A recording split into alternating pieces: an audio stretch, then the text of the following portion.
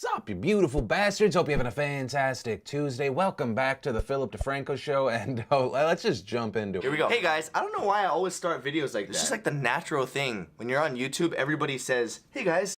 Hey, what's up guys? What up everyone? It's a girl, Superwoman.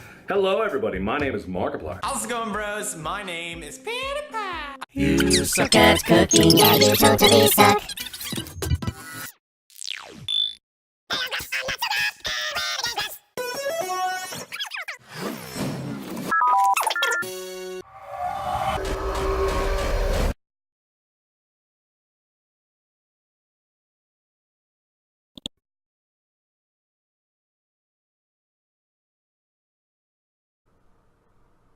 The iconic video sharing platform was created in 2005 by Steve Chen, Chad Hurley, and Jawed Karim. Their creation saw rapid growth in its first year, seeing 20 million active users per month.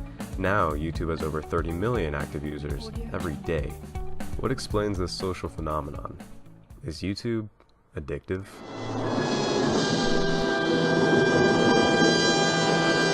To begin with, some definitions need to be set straight.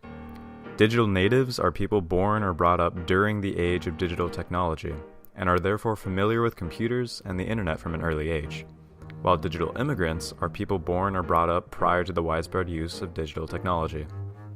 In a recent UCLA study, researchers sought to understand the brain functions of internet users. The results show that digital natives displayed different neural structures in the prefrontal cortex when compared to digital immigrants. Additionally, digital immigrants started to display similar changes in their brain after just 5 hours of use over the course of 1 week. The brains of these digital immigrants were being biologically rewired, creating new neural structures. This is referred to as brain neuroplasticity.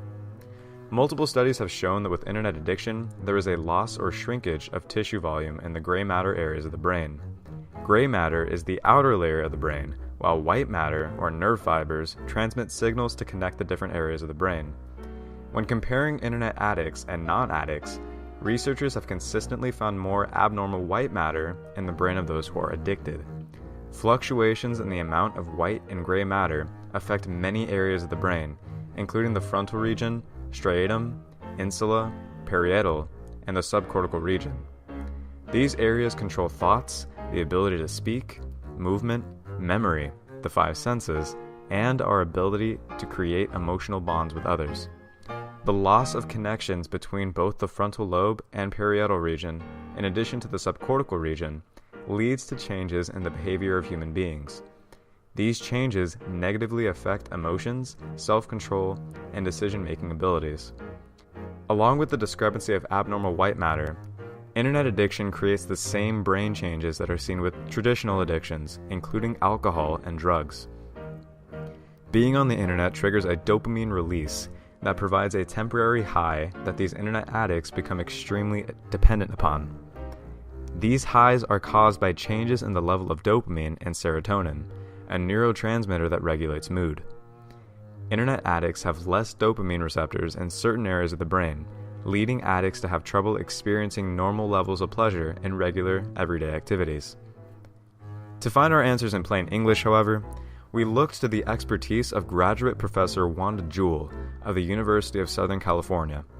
Professor Jewell specializes in addiction and psychology, among other areas of study. An addiction is where someone is doing a behavior or using a substance that has negative consequences, but regardless of those negative consequences, the person keeps doing it. If it's drugs or alcohol or a behavior such as gambling or shopping, work, sex, we can get addicted to all sorts of things. New media has brought about a new form of addiction rooted in dependency on technology and internet services. YouTube has become so addictive because it appeals to the biologically augmented brain of digital natives. Digital natives think and process information differently than any other generation before it. They multitask and parallel process, they crave instant gratification, and they stop paying attention when forced to study or learn in an environment unfriendly to these associated skills. But do digital natives have short attention spans? And does YouTube feed into this? As Walter Ong, a cultural historian, wrote, "Sure, digital natives have short attention spans for the old ways of learning. Their attention spans are not short for games, for example, or for anything else that actually interests them. As a result of their experiences, digital natives crave interactivity, an immediate response to their each and every action. So it generally isn't that digital natives can't pay attention, it's that they just choose not to. YouTube videos appeal to digital natives' brains with quick cuts, fast-paced music, and audio. And when they get bored, they have a sidebar with other suggested videos that can instantly solve that boredom. This physiological change is also exemplified by old media forms, such as movies and television, which are marketing to the new generation. What? Robin, tell them what you think of the video. Stoners vs. Ninja Squirrel, one of the great films of all time. In explaining the new adaptation of the miniseries Roots, Mark Wolper explains that film scenes from the 1970s would show an actor deliver an entire line and reaction before cutting to the person next to him for their full reaction and response as well. In the new version of the show, there is a much faster pace. Since the audience generally interprets information much faster, the filmmakers have to stay ahead of them. As a result, they don't have to finish a scene anymore, yet the audience still knows where everything is headed. Old school media does not like internet personalities because they're scared of us. We have so much influence and such a large voice, and I don't think they understand it, and that's why they keep this approach to us. This new approach to entertainment appeals to a new generation who is yearning for new impulses, visual specifically, at a faster rate. However, studies conducted by Matthew T. McKeague from Indiana University of Pennsylvania show that YouTube users who are more dependent have different preferences in editing styles than less dependent ones. Initially, users look for fast cuts, eye-catching visuals, and high audio quality. As time goes on, however, and as the user continues to go back to a particular YouTube content creator's videos, they don't mind if the cuts are fast, or if the visuals are bland, or if the audio is wonky. They only care to follow the story of the YouTuber in question, which explains the popularity of vlogs or video blogs. These types of videos can oftentimes go on for a long time, and often require the viewer to follow an equally as long narrative. These can, however, get thousands upon thousands, even millions of views. In fact, vlogs are where many of the big-name YouTubers of today originally got their start. This only proves Walter Ong's point. It is not that digital natives have shorter attention spans. Instead, digital natives are more selective about what their attention is being directed towards. This can be explained through the interactive aspect of YouTube. Old media had its pull on audiences due to the sense of community that existed outside of the medium. This interaction also exists in new media, however, it is an artificially created one, in a cyber universe. As Professor Jewell explains, it's human nature to follow the story. I think perhaps the difference now is that we're on our computers by ourselves. Because in the day, in the 50s and 60s and 70s, with these, great TV shows, the family would watch them together and talk about them.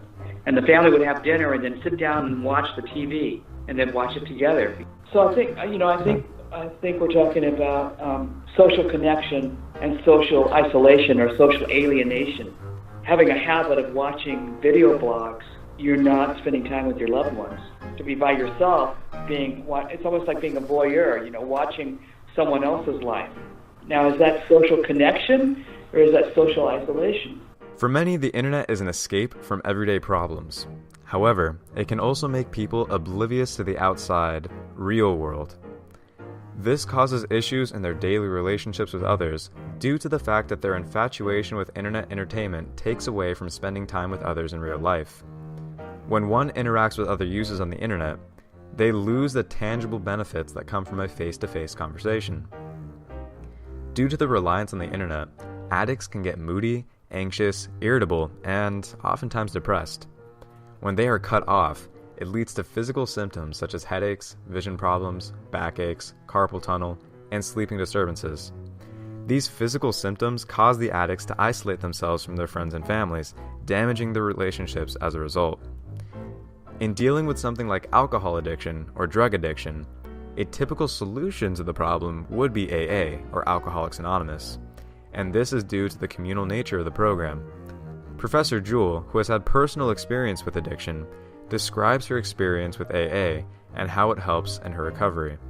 We're designed as human beings to be social. We're designed to be a part of a social group, and many of us get, socially isolated. And the Alcoholics Anonymous program or the other 12-step programs are really good for feeling a connection, which is one of the major parts of being in recovery, is feeling connected to other people, and the feeling that you're similar to other people, that you're all in the same boat. YouTube is unique, however. The most prominent addictive quality of the social media platform is, in fact, its communal, interactive nature. This explains the prevalence of long video formats such as vlogs. As Walter Ong claims, digital natives crave interactivity. However, Professor Jewell says, if I watch somebody's video blog, it's like I feel close to them, but I'm not really close to them. It's artificial. And the high, or the good feeling of alcohol and drugs, is also an artificial high. Instead of like feeling good being around people, somebody who's alcoholic will drink to be around people, but still feel separate from them, or be home alone drinking or using, which really is not the same as connecting with people. As a result, the recovery process that is used to deal with other types of addiction is, in this case, the addiction itself. In other words, the recovery becomes the addiction. This cyclical nature explains why YouTube has become such a social media powerhouse over recent years, and why it only continues to grow.